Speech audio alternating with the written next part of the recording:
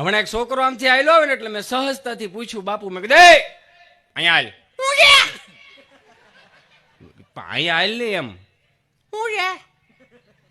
મેં કીધું આ ચોથા પાંચમા ધોરણની નિહાળ ખુલ્લી નથી, ડ્રેસ કેમ પહેર લીધો? પહેરવા કાઢ નાખો, ખુલે એવું લાગતું નથી.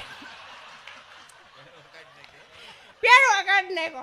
મારા બા એમ કહી કે પહેરવા કાઢ નાખો, નકર પછી ટૂંકા થાય. એમાં પહેરવા કાઢ નાખો. બહુ અમુક છોકરા મને ગમે, અને અત્યારના છોકરા એટલા ગમે કે ચોખા કેટલા બાપુ.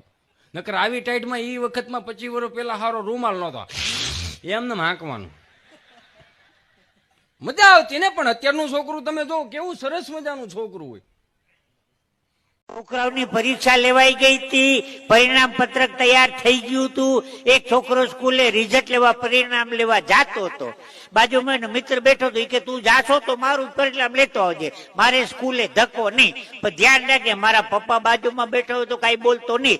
એક વિષયમાં નપાસ થયો તો એમ કહેવાનું, એક વૈષ્ણવના જય શ્રી કૃષ્ણ.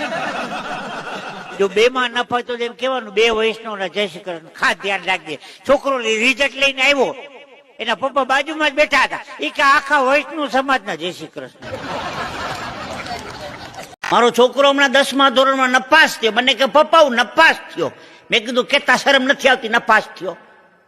કે ઉજાગરા કરી કરીને કેમ કરીને રૂપિયા લઈ આવે છે, ભણતર કેટલું મોંઘું થઈ ગયું, નપાસ થયો. મને કે પપ્પા એક ટ્રાય કરવા દો છેલ્લી. મેં કીધું હવે ધ્યાન રાખજે ભણવામાં. ટ્યુશન રાખ્યા, કોમ્પ્યુટર રાખ્યું. 1 વર્ષ ભણ્યો, પાછો નપાસ થઈને આવ્યો. પપ્પા હું બીજી વાર નપાસ થયો. મેં કીધું હવે તું ડાયરામાં મંજીરા વગાડો બેસી જા. તું કાંઈ કલાકાર નથી થવાનું, હવે કાંઈ વકીલ નથી થવાનું, મંજીરા વગાડ. મને કહે પપ્પા એક ટ્રાય. મેં કહું હવે નપાસ થઈને આવ્યો ને, હું તારો બાપ ને તું મારો દીકરો ને. પાછો 3જી વાર નપાસ થઈને આવ્યો. મને કે જીતી આવું, નપાસ થયો. મેં કીધું તું હું તારો બાપ કે જીતી આવું, નપાસ થયો.